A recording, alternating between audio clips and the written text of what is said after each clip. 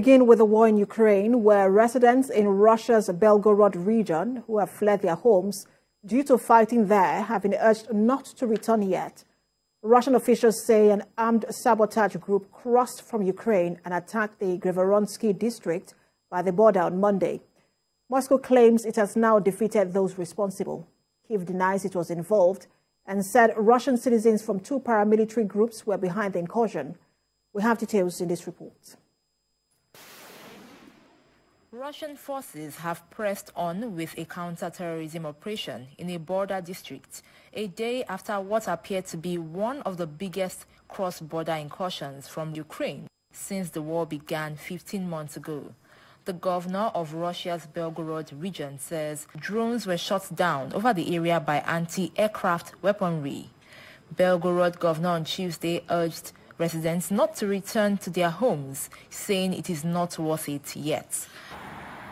This comes as there has been fighting in Belgorod, which borders Ukraine, since Monday, after what Russian officials called the Ukrainian sabotage group crossed the border. In response, an advisor to Ukrainian President Volodymyr Zelenskyy says that Ukraine had nothing to do with the alleged attack. While it is not the first time Russia has alleged an incursion by Ukrainian saboteurs, it is the first time the operation to counter such attacks has continued for a second day, highlighting the struggles Moscow is facing amid its bogged-down invasion of Ukraine.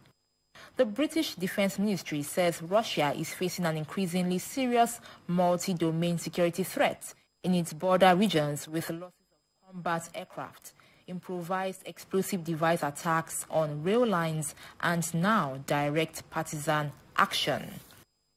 The Belgorod region in southwest Russia has witnessed sporadic spillover from the 15-month-old war, with its border towns and villages regularly coming under shelling and drone attacks. Meanwhile, President Zelenskyy has visited Ukrainian troops on the front line in Donetsk after a trip to Japan and Saudi Arabia over the weekend. The presidency says that President Zelenskyy had been with senior officials responsible for ground forces and handed out awards. This comes as Ukrainian head of the Donetsk region says Russian forces attacked Donetsk on Tuesday morning using aerial bombs, but no casualties were reported. The Ukrainian head made this known on Twitter while adding that fortunately there were no casualties. On rendering support to Ukraine, an International Monetary Fund mission has begun working on a review of $15.6 billion loan program.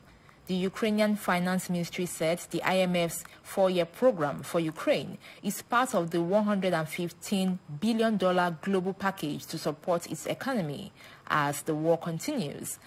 Similarly, EU defense ministers on Tuesday discussed further support for Ukraine, with German defense minister praising the common cause of the EU states.